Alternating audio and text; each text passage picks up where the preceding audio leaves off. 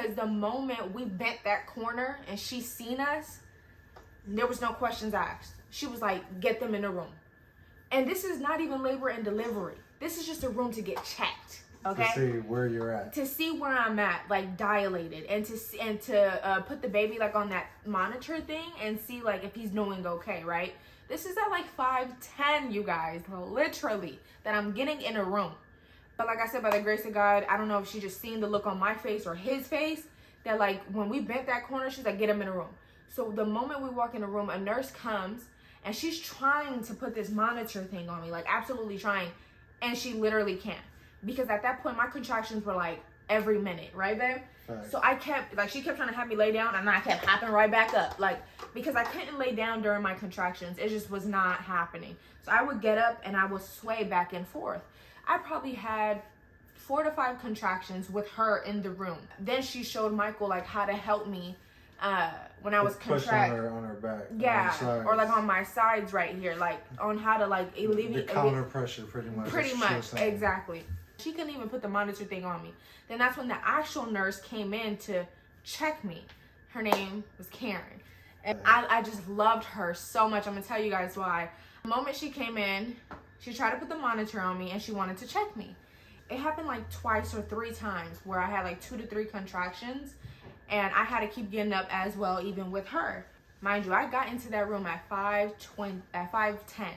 My water broke at 5:21, right? Yep, 5:21. 5:21 is when the moment she got in the room, I probably had maybe 2 to 3 contractions.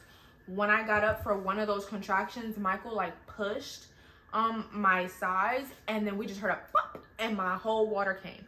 At that point, she was like, okay, I need you to lay down. Like, she was like, I need you to lay down because I really need to check you. Mind you, I'm contracting so much at this point, I cannot lay down. They weren't able to put the monitor on me. Like, I was just not able to lay down. I just couldn't. I had to keep hopping up and everything. She's like, at this point, when my water broke, she was like, you need to lay down because I need to check you. She checks me, y'all. This is where it's like, it gets really real because this is at 5:21. My son was born at 5:53, okay? I lay down for her to check me. And she, mind you, during this time, I'm in so much pain. I'm like, I need the epidural. I need the epidural. Mind you, in my mind, I still got time in my mind. So I'm like, I need the epidural. She's like, that's fine. You're going to get the epidural. I just need to check you. She checks me. And then I was like, I need the epidural. After she checks me, she's like, okay. In that time, another nurse comes in. Mind you, my mind is not even on that, right? Another nurse comes in, and she's trying to get the thing on me. And the other nurse is like, okay, we need to do a COVID test. And I'm like, you know, okay, I need the epidural, though. You know, like, what's going on? And I said, how far am I? She was like, do you really want to know? And I'm like, yeah, I really want to know. And she was like, you're about 8 to 9 centimeters. I was like, oh, my God. Like, you know, like, I just couldn't believe it. Like, this was it. Like, you know, and then at this time, once again, I'm still asking for this damn epidural because I'm in pain, and I'm like, am I still gonna be able to get it? Yeah, and I'm like, am I still gonna be able to get it? She's like, yeah, you're gonna be able to get it. Mind you, she's telling me I'm gonna be able to get it, knowing damn well it was over for that. She, like, in her head, she's like, I'm telling this lady everything that I can tell her so she doesn't freak out. When she told me, and that's why she didn't want to tell me I was 8 to 9 centimeters, right, babe? Because I feel like when she did, I low-key started to panic. And that's what she didn't want. And I started to low-key have a panic attack. And she's like, don't panic, breathe through it. Like, just breathe through it.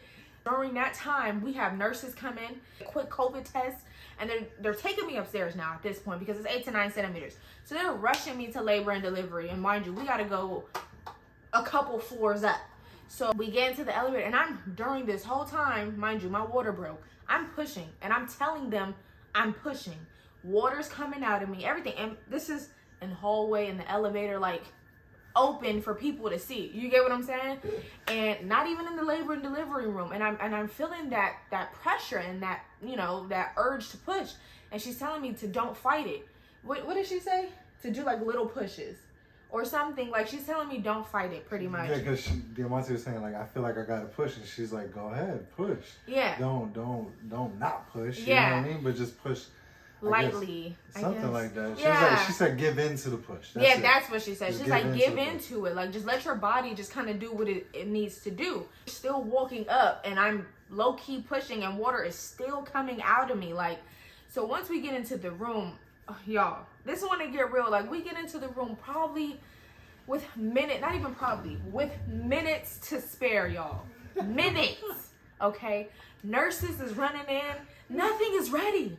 Like, nothing is ready. My doctor is not even there, y'all. These are all nurses. No one there is a doctor. Like, within 5 to 10 minutes of being in the room, my son was born. Like, they wheel me up, then they try to transfer me to the actual bed. I get over to the actual bed. I'm laying on my back, and I'm still asking for the damn epidural. And she's still like, you're about to get it. She's getting it ready. Like, she dad was lying to me. Right? Didn't she say that? Because I thought the other nurse was getting it ready. So she's like, yeah, she's getting it ready. You about to get it, right? So I'm like, okay. This is the nurse from downstairs, the one that's literally there just to help check you in. And she went all the way upstairs with me. And if I tell y'all, that lady is the reason why I made it, and like, I was okay, because I literally had that worst experience with everyone there. She made it okay. She just had that motherly love. She just was giving me life in that moment, just speaking life into me, and like, you're a woman, you got this, like, you know. And so I'm laying on my back, and she knew. It's like, she knew, like, you're not getting this epidural. You're about to give birth like any second now. So she's like, lay on your side or get on all fours. Like, that's going to be most comfortable for you. So I turned to my side, and at that moment, I was like, I have to push. Like, I have to push. Like, I don't know if it's the ring of fire that some women call it, but I felt like my son was coming. And y'all, I was so embarrassed. I was screaming. I was like, I gotta push. She's like, give into it. And at that point, she told Michael, so I'm laying on my side, and she told Michael to grab this one leg. So he's like grabbing this one leg, and then I start to push. And if I tell y'all, somebody was killing me in there. I was screaming at the top of my lungs.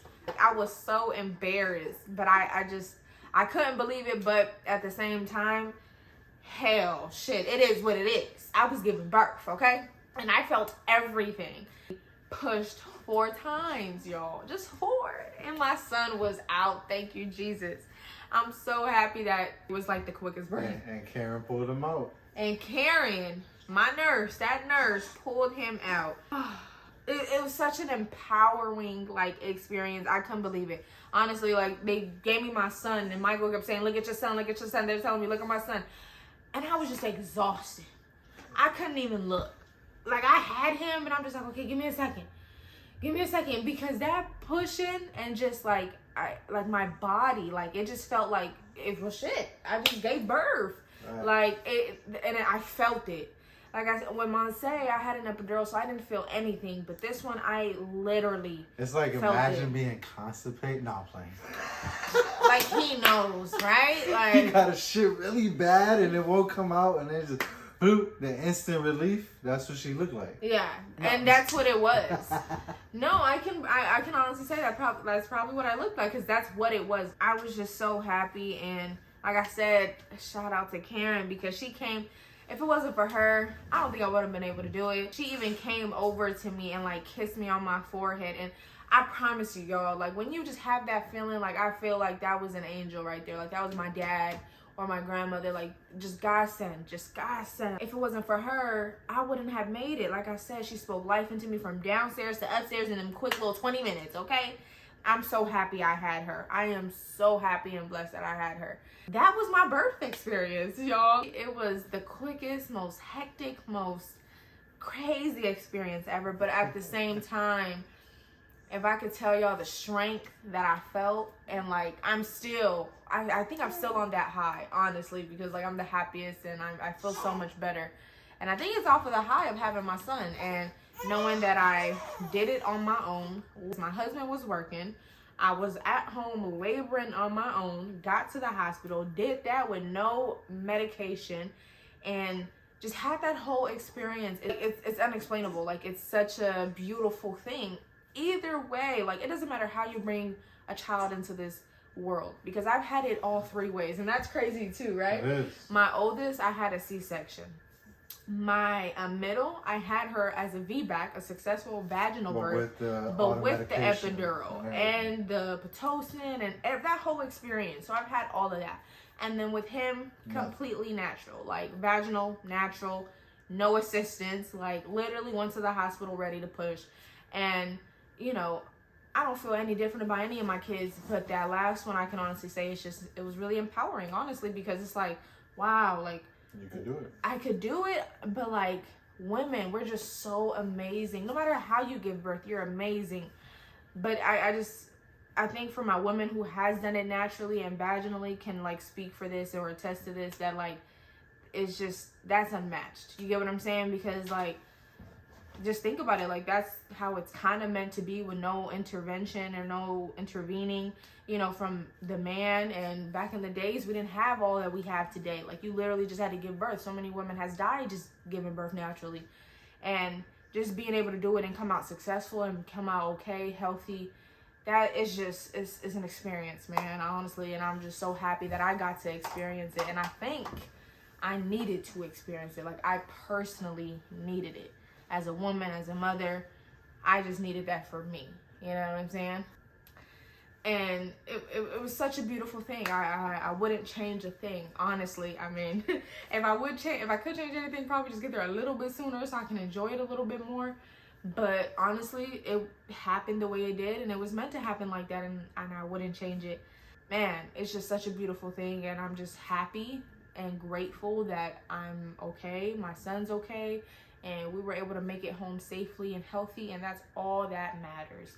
No matter how you give birth, it does not matter how you give birth, as long as you walk away fine and your child walks away fine. I think that's all we want as parents and as mothers, and not everyone gets that blessing. You know, I don't take it for granted, and I don't take it lightly, but that was my birth experience, and that is the reason why we have so little footage.